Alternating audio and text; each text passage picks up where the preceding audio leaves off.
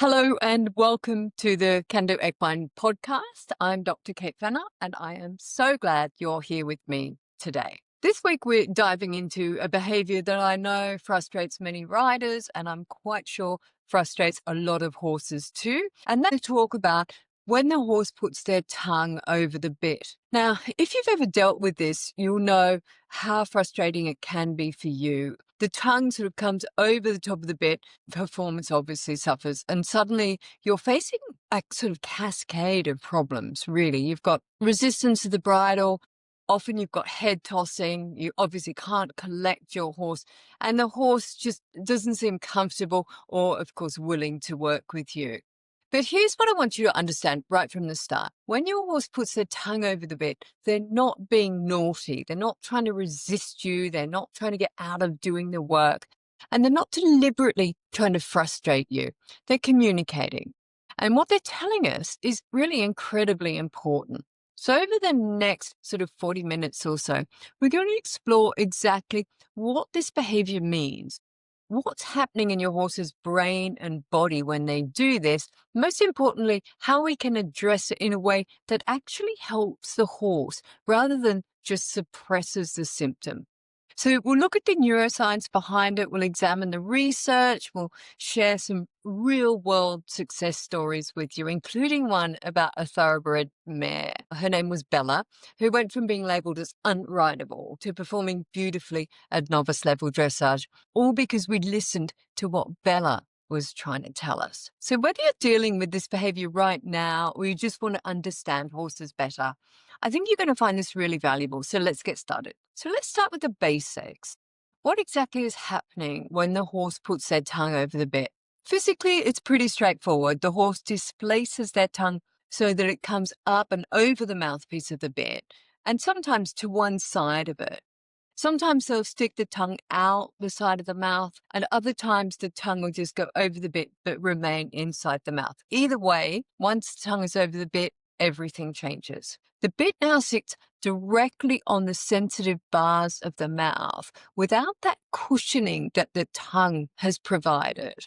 So the horse loses the ability to manipulate the bit to make it comfortable in their mouth, which is what the tongue was doing before. And most importantly, they lose their primary tool for relieving pressure from that bit. So now here's where we need to talk about how horses learn, because it's absolutely fundamental to understanding this particular behavior. Horses are incredibly sensitive to pressure and release. In fact, their entire learning system is really built around this. When we use a bit, we're applying pressure to one of the most sensitive parts of the horse's body, the mouth. And the horse learns through how we use that pressure. So the most important thing to think about is if the horse is learning through the immediate release of pressure, our timing needs to be spot on. So the horse is learning, we must remember this, the horse is learning not through the application of the pressure, but through the release of the pressure. That's what gets their attention. That's the moment that is teaching them when we release the pressure. So think about it this way. You pick up the rein and apply pressure to the bit. The horse is looking for an answer to that question. What do I need to do to make that pressure go away? What behavior makes the pressure release? And that's the behavior that they'll learn. If they flex at the pole, soften the jaw, and you immediately release, perfect. That's perfect. They learn that pole flexion and jaw softening makes the pressure go away. And that's what we want. But if the pressure doesn't release, what if it just keeps going or it's inconsistent or isn't very much at all? Now the horse is frantically searching for an answer, but trying different responses and getting more and more stressed because nothing they do makes the pressure go away. This is where we need to understand the neuroscience, because what's happening next in the horse's brain is really important. So there has been quite a lot of work done on how the brain processes fear and stress. And in a stressful situation where they can't find a solution, their brain does something really specific. The amygdala, which is the part of the brain that processes emotional responses, particularly fear and stress, becomes highly activated. At the same time, the prefrontal cortex, the part that does logical thinking and problem solving, essentially shuts down. So what this means in practical terms is when a horse is experiencing unrelenting pressure from the bit, they can't find an answer to make the pressure go away. They stop being able to think clearly. They're no longer in a learning state. They're in a survival state. And in that survival state, they'll start trying anything to escape the pressure. For some horses, this means putting their tongue over the bit. It doesn't actually reduce the pressure. In fact, it often makes things worse because now the bit is directly on the bars, as we talked about. But in that moment of stress and confusion, the horse is just trying anything to change the situation. So other people have identified what we call learned helplessness. This is what happens when the animal is repeatedly put into a stressful situation where nothing they do makes a difference. And eventually they just stop trying, they shut down. But before they get to that shut down phase, they go through a period of what we might call desperate experimentation, trying all sorts of behaviors to find something, anything that works. This tongue over the bit behavior often forms part of that desperate experimental phase. Now, what I want to be really clear about is I'm not saying that every single case of a horse putting the tongue over the bit is purely a pressure release issue. Sometimes there are physical factors, dental problems, bitfish issues, tongue injuries, conformation considerations. We absolutely need to check out all of these before we move forward. But in the majority of cases that I've seen over the 30 years or so working with horses, horses that put their tongue over the bit has been a training issue. The horse is telling us something about how this bit pressure is being used is not working for me. I can't find the right answer. I'm stressed. I'm confused. And here's the really important part. The horse isn't choosing to be difficult. This behavior is not advice. It's a communication. And once we understand that, once we really grasp that the horse is trying to tell us something important, everything changes about how we approach fixing it. So now we understand what's really happening when the horse puts their tongue over the bit. Let's talk a little bit about how this behavior has been traditionally handled, because I think this is where we see some of the biggest gaps between what the research tells us works and what's commonly practiced. The traditional approach to the horse putting their tongue over the bit has almost always focused on one thing: preventing the horse from doing it. And I understand why. If you're in the middle of a competition or the horse is you're just trying to school the horse and the tongue goes over the bit, you have to stop. So what we typically see in racing, we see tongue ties. In a lot of work like dressage work, we see flash nosebands or figure eight nosebands or drop nosebands or crankle noseband, basically a bigger, tighter noseband. And all sorts of other equipment that's been designed to prevent the horse from displacing their tongue or opening their mouths or putting their tongues over the bit. Some trainers will use tongue ports or specially designed bits to restrict the tongue movement. Others advocate for increasingly severe bits, thinking maybe stronger bits and bigger port will somehow solve the problem. And here's the thing: these approaches often do stop the visible behavior. The horse can't physically get their tongue over the bit if it's tied down to its lower jaw, where you've got a great big port in the horse's mouth, or if the mouth is strapped tightly shut. So on the surface, looks like problem solved, right? Except it's not solved at all. We've just suppressed the symptom. The underlying issue, the reason the horse was trying to displace their tongue in the first place, is still there.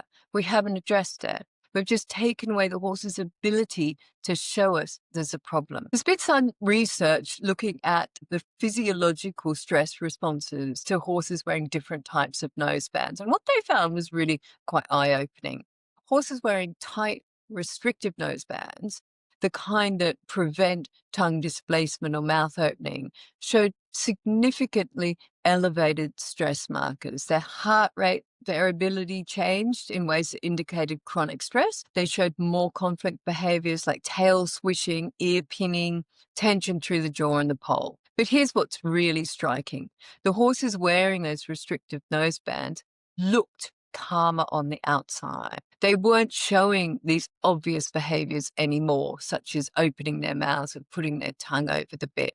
But physiologically, they were more stressed than before. This is what we call behavioral suppression without physiological resolution. The horse looks calm, but internally they're experiencing high levels of stress, and that stress has consequences. Another researcher has done extensive work on what we call conflict behaviors in horses. These behaviors that indicate that the horse is experiencing psychological stress or confusion about what's being asked of them. This research showed that when we suppress one conflict behavior without addressing the underlying cause, we don't eliminate the conflict, we just redirect it. The horse will often develop a different conflict behavior, sometimes one that's even more problematic than the original. So the horse that was putting their tongue over the bit then gets fitted with restrictive equipment to prevent it, might start grinding their teeth instead, or head tossing, or becoming increasingly resistant to bridling, or developing tension through the entire top line. We've taken away one of the outlets for stress, but the stress is still there, so it finds another outlet. There's some really important research findings here from Paul McGreevy and Andrew McLean's work on learning theory in horses. They found when horses are prevented from showing natural responses to discomfort or confusion, their ability to learn is significantly impaired. So think about it from the horse's perspective. They're experiencing something uncomfortable or confusing with bit pressure. The natural response is to try to change the situation. The one thing they're trying to do is displace the tongue. When we physically prevent that response, but don't address the underlying pressure release issue, we're creating what's called a double bind. The horse is receiving signals that something is wrong, but bit pressure still isn't working in a way that makes sense to them. But now they're prevented from responding to those signals. This creates tremendous psychological stress. Work on learned helplessness is also really relevant here. Studies have found that when animals put in situations where they've experienced negative stimuli but couldn't do anything to change or escape those stimuli, they eventually give up. They stop trying, they become passive, they become depressed. This is what can happen when we suppress the horse's communication about a problem without actually solving the problem. We're essentially telling them, I don't care that this doesn't make sense to you. I don't care that you're confused or uncomfortable. Just stop showing me. And over time, many of these horses do stop showing us. They become what people call push button or made horses. They accept the work, they don't fight it anymore, but they're not comfortable and they're not happy. And they've just learned that all their attempts to communicate don't matter. Now, I want to be really clear. I'm not saying that everyone that uses a flash noseband or a drop noseband is deliberately trying to harm their horse. Most people are just using the tools they've been taught to use, trying to solve a problem the way they've been shown. But I think we can do better. I think the research shows us that addressing symptoms without addressing causes doesn't actually create better outcomes for horses. It might create more convenient outcomes for riders in the short term, but it doesn't lead to genuine understanding, genuine comfort, genuine partnership. And that's what we're after all, isn't it? Not just compliance, but genuine partnership. So if the traditional approach of suppressing the behavior doesn't address the root cause, what does? Let's talk about the evidence-based solution to the horse putting their tongue over the bit. The first step, and this is absolutely non-negotiable, is to rule out physical causes. Before we do anything with training, we need to make sure there isn't a physical reason for the behavior. This means a thorough veterinary dental examination.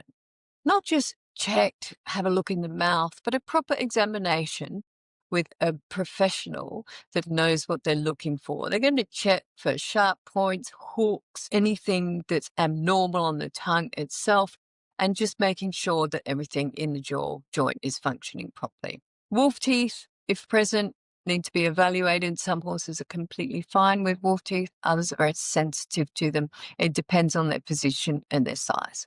We also need to look at bit fit. Is the bit the right size for the horse's mouth? Is the thickness right? Some horses with particularly large tongues or low palates need careful bit selection. A bit that's too thick can put excessive pressure on the tongue. A bit that's too thin can be sharp and uncomfortable. And we need to consider the horse's conformation. Some horses, particularly those with very short pole to mouth distances, or those that are naturally very high-headed, can find certain bits more challenging than others. Once we've ruled out physical causes, and sometimes addressing a physical cause can completely solve the problem, then we can focus on the training aspect. And this is where the research really gives us a clear roadmap. The solution to this behavior comes down to establishing what I call the basic triad of bit work. These three elements work together, and you really can't have one without the others. So first, consistent, clear pressure release reward timing. Secondly, work within what we call the engagement zone. And thirdly, systematic habituation to the bit. Let's break down each one because they're all crucial. So first, pressure release reward timing. This comes directly from learning theory. So the research is very clear. Horses learn from the immediate release of pressure. And when I say immediate, I mean immediate. We're talking about a time frame of less than 1 second for optimal learning. If the release comes too late, even just 2 or 3 seconds too late, the horse doesn't make the connection between their response and the release, and they're not going to learn what it is we want them to learn. If the release doesn't come at all, or if the pressure is inconsistent, sometimes releasing for a behavior, sometimes not releasing for the same behavior, the horse becomes confused. They can't identify the pattern. They can't figure out the right answer. This is where this tongue over the bit behavior often originates. The horse is experiencing bit pressure, but the pressure release reward pattern doesn't make any sense to them. Maybe the release is too late. Maybe it's inconsistent. Maybe there's no release at all, just a constant pressure. We do hear about this quite a lot in dressage training. Have a good contact. Well, good contact is a continuous, constant pressure on the horse, so that's not communicating the right thing to the horse for us. So in practical terms, it means that we need to be absolutely meticulous about our timing when we're working with the bit. Pick up the rein, the horse responds with even the slightest give or softening, we need to release immediately, not 3 seconds later, immediately. This is a skill that takes us as riders time and practice to develop. We're not naturally that precise with our timing. The second element is working within the engagement zone. We talked about this concept earlier, but let me explain it a little more fully because it's so important. The engagement zone is based on something called the Yerkes-Dodson law, which comes from research done way back in 1908, but it's absolutely relevant today. Yerkes and Dodson found that there was an optimal level of arousal for learning. Too little arousal and the animal is not engaged, and they're really not paying attention. Too much arousal and they become stressed and can't learn effectively. There's a sweet spot right in the middle where the animal is alert, interested, and able to process new information. And that's what I call the engagement zone. For horses, this means they're calm but attentive. Their head is at a comfortable height, their muscles are soft, their eye is soft, their breathing is normal. They're clearly thinking about what you're asking, but they're not tense or worried about it. When the horse is above the engagement zone level, they're stressed, they're tense, they're worried, their ability to learn drops dramatically. Remember what we talked about earlier. When stress is high, the amygdala takes over, the prefrontal cortex shuts down. The horse is in survival mode, not learning mode. But when the horse is below the engagement zone, when they're bored or completely disengaged, they're also not really learning. They're just going through the motions. The engagement zone is where the real learning happens. With this tongue over the bit behavior, we absolutely must work within this zone. If the horse is tense and stressed about the bit, we need to reduce that stress before we try to teach them anything. We need to get back into the engagement zone. This might mean going back to very basic work. It might mean using a different bit temporarily. It might mean doing some groundwork before mounting, whatever it takes to get the horse calm and thinking. The third element is systematic habituation. to the bit pressure. This is where we directly address the root cause of this putting the tongue over the bit behavior. Habituation is a learning process where the horse gradually becomes accustomed to a stimulus that initially caused a reaction. So it's different from desensitization, and it's defined very differently again from flooding. So flooding is when you overwhelm the horse and with the stimulus until they stop responding to it. So it's based on the idea if you just keep exposing them to something they're afraid of or uncomfortable with, they'll eventually get over it. But the research shows that flooding doesn't create genuine comfort or confidence. It creates learned helplessness. The horse stops responding, not because they're comfortable, but because they've learned that their response simply doesn't matter. Some research work on systematic desensitization shows that gradual, controlled exposure at levels that the horse can handle is far more effective than flooding. Most of this work has been done in humans, but it also applies across all species. With horses, this putting their tongue over the bit behavior. Systematic habituation means we start with very light, very brief bit pressure at a level where the horse can respond appropriately. We're looking for the smallest possible softening or give, and we must release immediately when we get it. We might start on the ground. I always start on the ground. It's so much easier for the horse. So we might use a bit and ask for tiny flexions at the pole. For example, just ask the horse to move their head slightly to the left and immediately release and then praise the horse. So the pressure and then the release and then the positive reinforcement is the praise. Building a positive association with the bit and building the horse's confidence so that they know that the pressure will go away and there is a right answer. Then we gradually increase the difficulty. Still on the ground, we might ask for a little more flexion, for example, and we might ask the horse to walk forward, but always working within the engagement zone, always making sure the horse is calm and thinking. So when do you mount up? Once we have practiced this give to the bit exercise on both sides of the horse on the ground, we can then start to transfer that to under saddle. Some horses with a history of this putting their tongue over the bit behavior will need this process to take quite a few weeks. So they'll need time to rebuild their confidence with the bit, to relearn that the bit pressure is a communication that they can understand and respond to, not something that's overwhelming or confusing. The research does show us that this systematic approach really works, that horses trained with gradual, systematic exposure to new pressures showed lower stress responses, they learned faster, they retained their learning better than horses trained with more rushed or inconsistent approaches. And here's what's really beautiful about this. When we address this putting the tongue over the bit behavior this way, we're not just fixing the problem. We're building a foundation of clear communication between horse and rider. We're teaching the horse that they can trust us to be consistent and fair.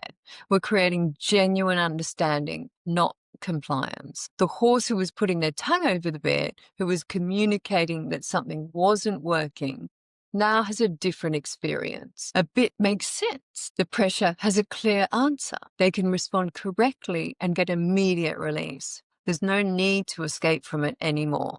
And that's when their behavior disappears. Not because we've prevented it, but because we've removed the cause. Now, I want to share a real-world experience of how this evidence-based approach works in practice. This is the story of Bella, a 7-year-old thoroughbred mare who came to me with what the owner described as an impossible tongue problem. Bella was a lovely, beautiful mare, wonderful movement, kind temperament, very athletic.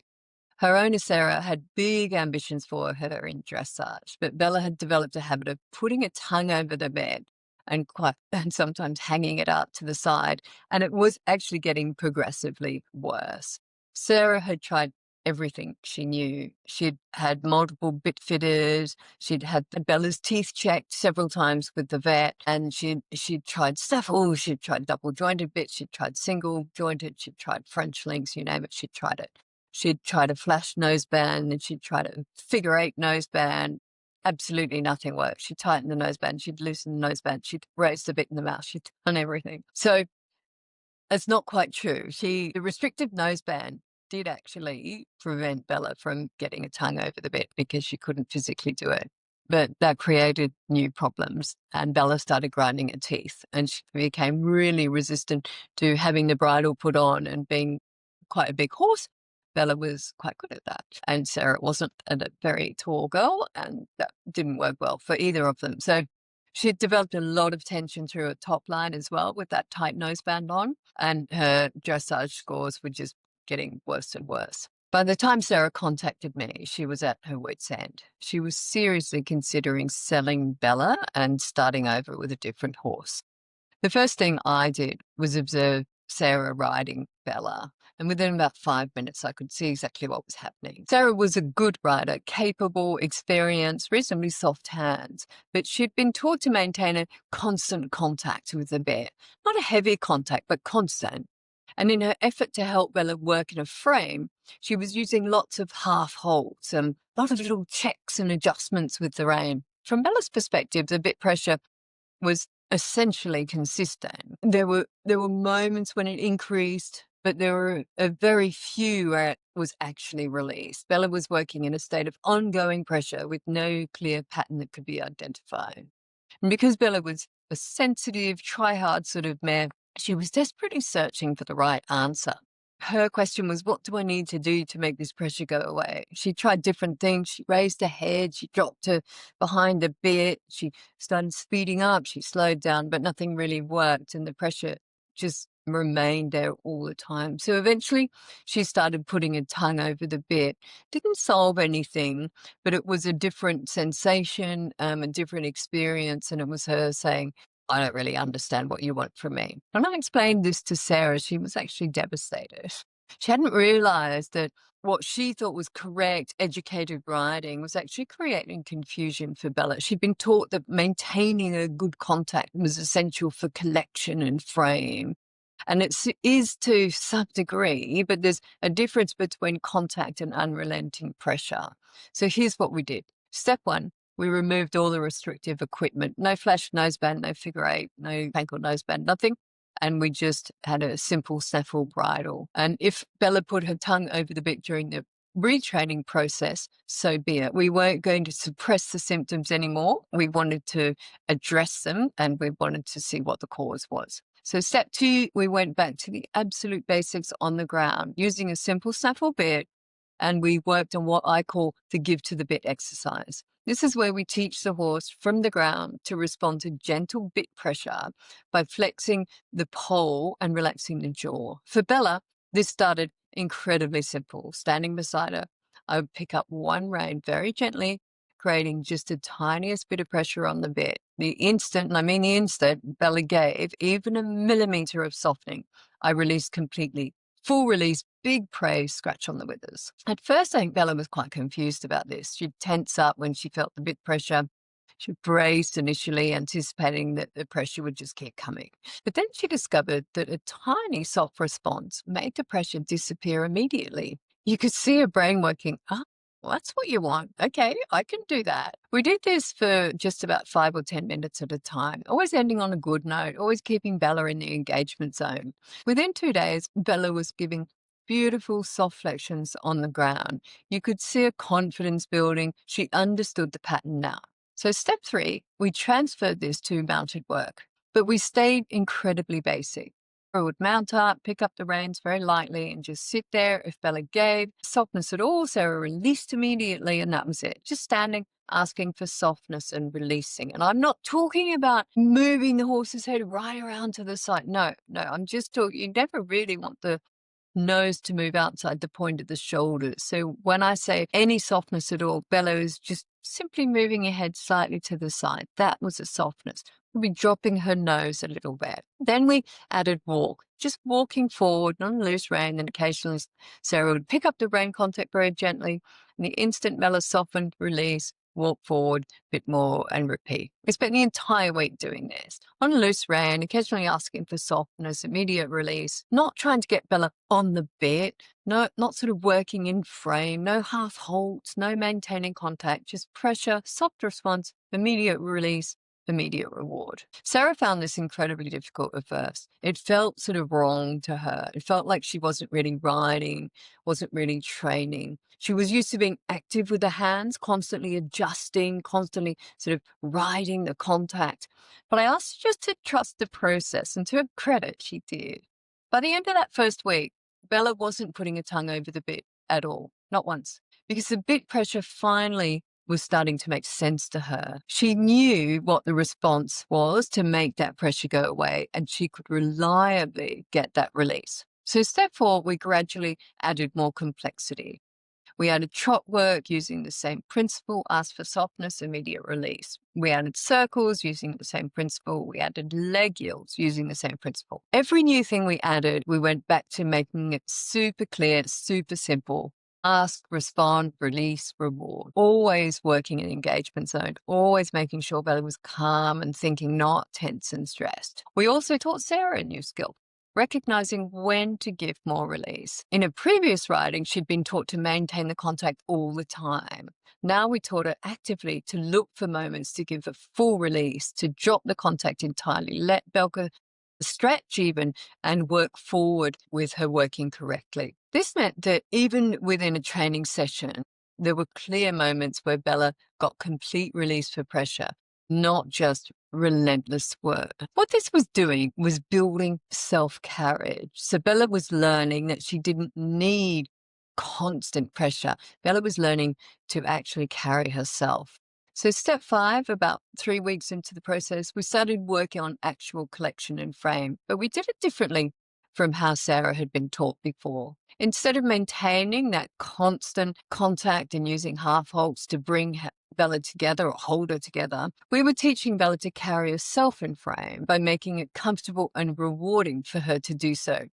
We used this pressure release reward pattern she now understood, combining lots of releases, lots of reward, and she found her own correct balance. And here's what was remarkable. Bella's frame improved dramatically. She was actually more collected, more engaged through her hindquarters, and softer with her top line than she'd been before. Because what Bella was doing before, it was when Sarah had a constant contact, Bella was bracing against that. And so she understood what was being asked, she was more comfortable, and she found that when she worked in balance and softness, good thing happened. Release, praise, scratches was a much better deal for Bella.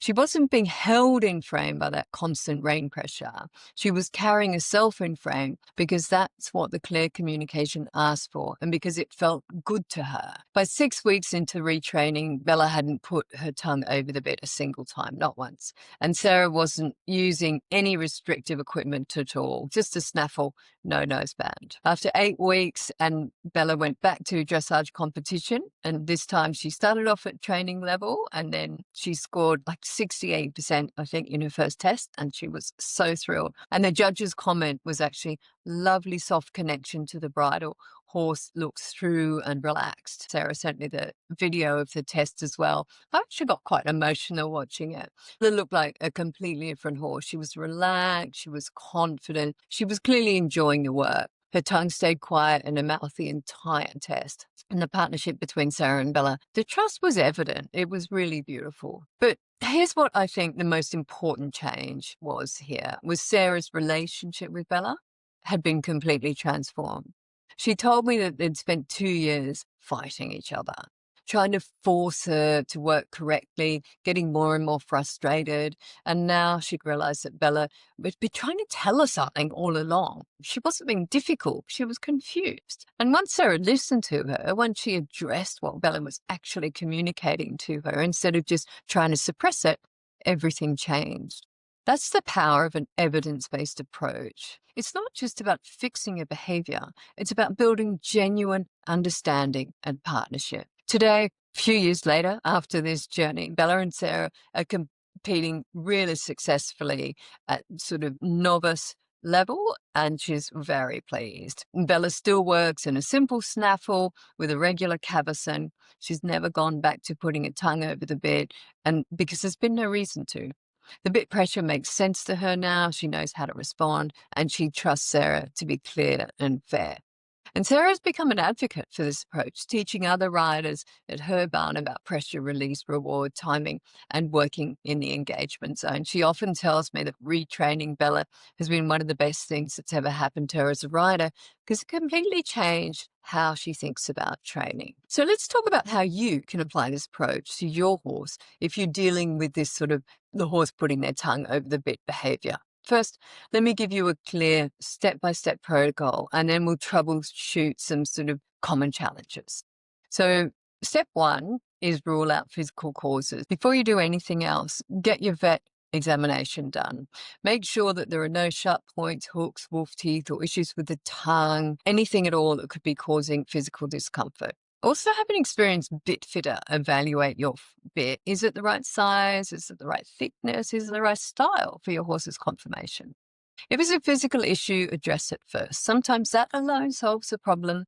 If not, we can move to the training approach. So step two, even if you're an experienced rider with a well-trained horse, I recommend starting the retraining process on the ground.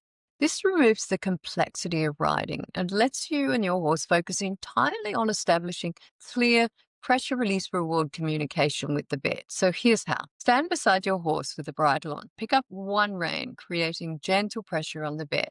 Wait for any softening response, just a tiny give to the bit. And instantly you feel that, release that pressure.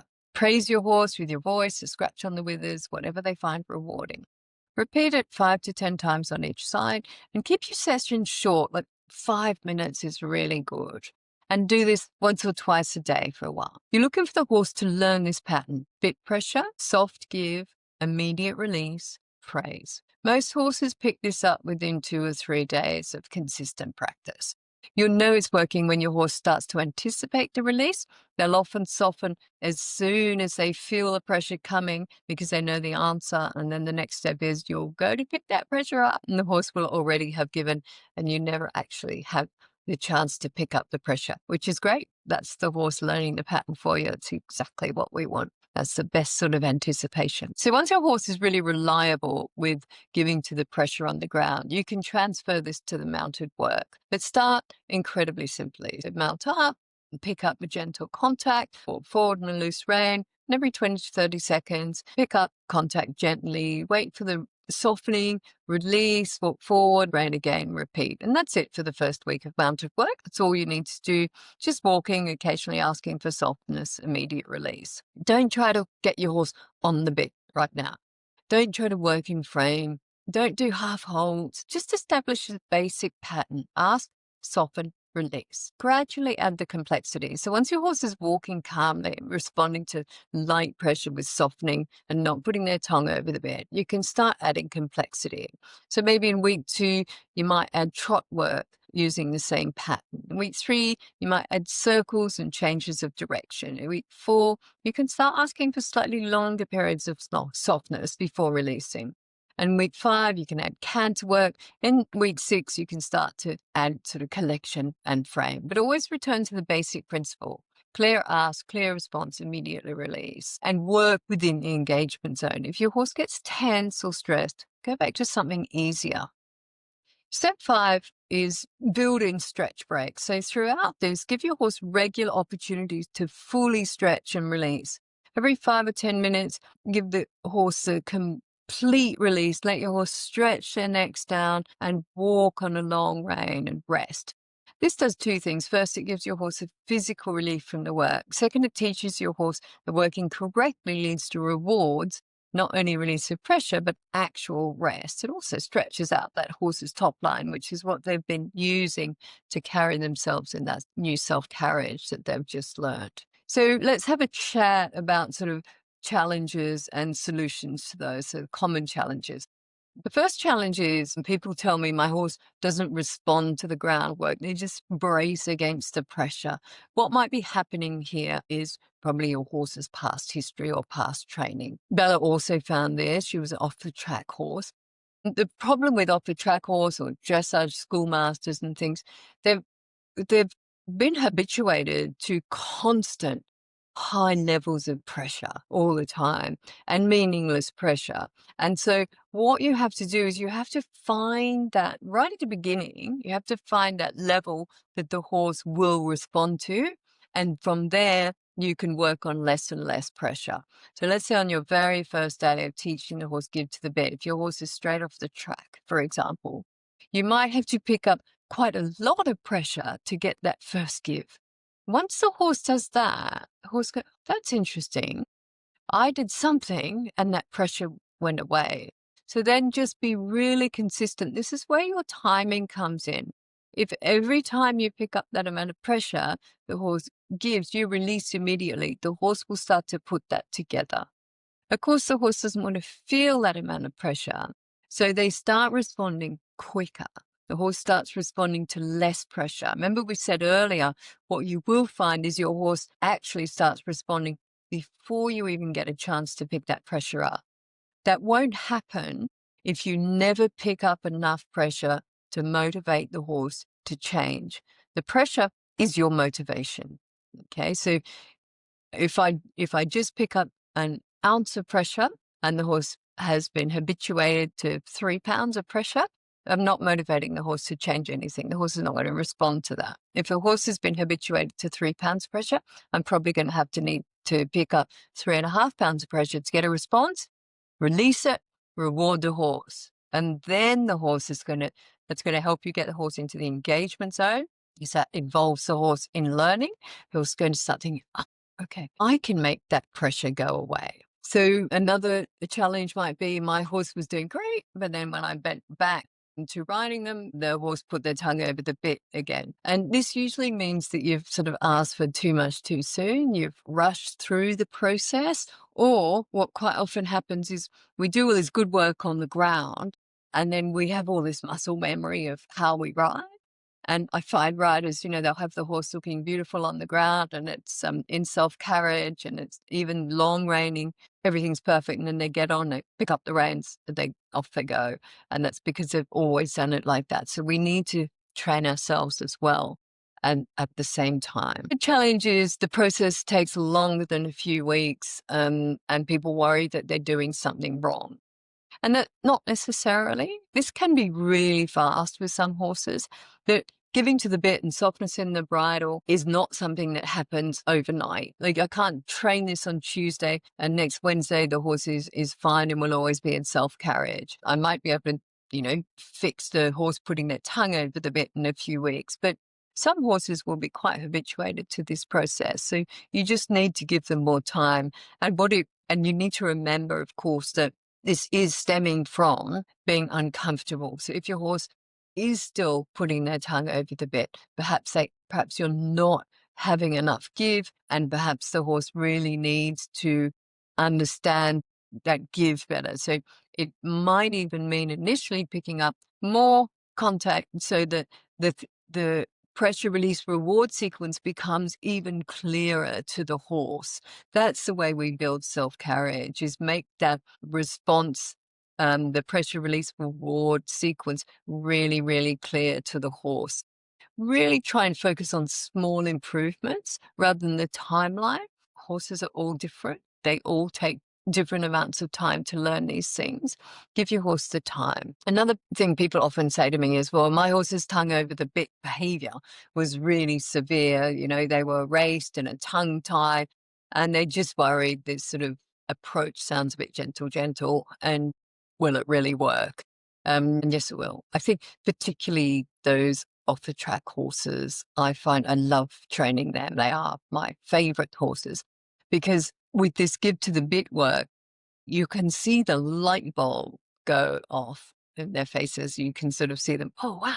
You mean all the pressure will go away if I just do this simple thing.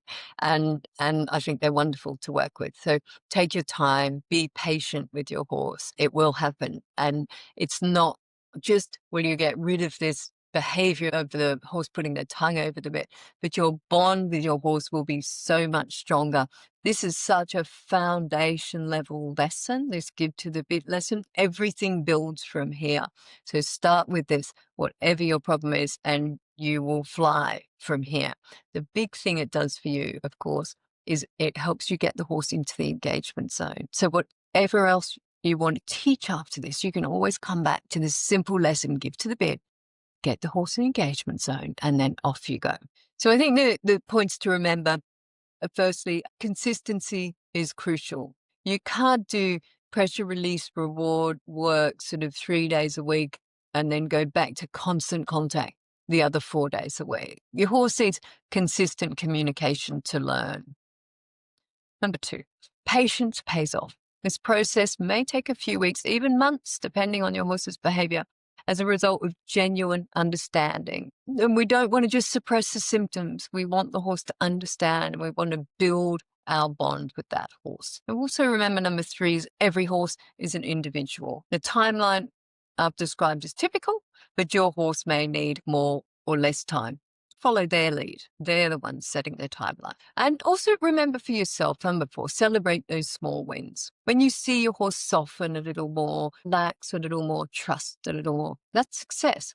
Don't wait for perfection to celebrate progress. And lastly, physical discomfort will undermine everything. If your horse is sore, if their teeth hurt, if the bit doesn't fit, there's no amount of good training will overcome that. Always address physical causes first. So let's bring this all together. The tongue over the bit behavior is not advice. It's not a defiance. It's not your horse being difficult or stubborn. It's communication. Your horse is telling you something about bit pressure that isn't working for them. They can't find the right answer.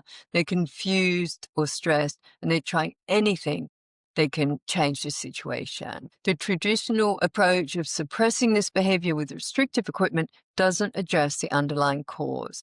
It just takes away your horse's ability to show you there's a problem. The research clearly demonstrates that this approach creates more stress, not less, even if your horse looks outwardly calmer. The evidence-based solution is to address what your horse is actually communicating. And that means ruling out physical causes first, establishing clear, consistent pressure release reward timing, working within the engagement zone where learning can actually happen, using systematic habituation to rebuild your horse's confidence in the bit, and being patient and giving your horse the time they need to relearn. This approach isn't quick or flashy. It requires dedication and consistency from you as a rider, but the results are absolutely worth it. Not just a horse who keeps their tongue in their mouth, but a genuine partnership built on clear communication and mutual understanding. I've seen this work with dozens of horses over the years, from young horses just starting under saddle to older horses with long established patterns, from casual sort of pleasure riding horses to high level competition horses. The principles remain the same, and they work. If you're dealing with tongue over the bit behavior right now, I encourage you to try this approach. Give it an honest effort for at least a few weeks. Follow the protocol we've discussed here. Be consistent, be patient, and I think you'll be amazed at the changes you see. Now, I want to point you to some resources that will help you implement this approach. First, if you haven't already, download the Kandoo Equine free training app. It's available on my website, kandooequine.com, in the store there, and it includes a detailed video and demonstrations on how to do the give to the bit exercise that we talked about today. So you can watch exactly how to do it on the ground and then practice with your own horse. Second, if you want to dive into this, consider joining the Kandoo Gold. This is our complete online training subscription, and it includes the entire systematic approach to pressure release reward work, starting from the very basics all the way through to advanced collection and advanced maneuvers. So there's a module specifically on troubleshooting these common bit issues, and you'll find that again at my website, kandooequine.com, in the store there. So third, I've written some articles on this approach that go into detail on the research behind the methods, and you can find my article, Why Does My Horse Put Their Tongue Over the Bit, in the Horses and People magazine, and you can download that on my website. There's a blog about this on my website too. My blog you'll find on the website, Kandoo Can Say, but you'll see it there. And finally, if you want to connect with other riders who are using evidence-based training methods, join the free Kandoo Community Hub. It's a really supportive space, and you can ask questions, you can share your progress, and you can learn from others on the same journey. Again, go to kandooequine.com and go to the store. So I'm always here to help. If you have questions or if you're struggling with implementing any of this, please reach out. You can email me directly from my website or kate@kandooequine.com.au, or you can post in the community hub. Remember, your horse isn't being difficult. They're trying to tell you something. And when we learn to listen, really listen, and address what they're communicating, everything changes. Thank you for spending time with me today. I hope you found this helpful and it gives you some new tools and perspectives for working with your horse. Until next time, happy riding and give your horse a scratch from me.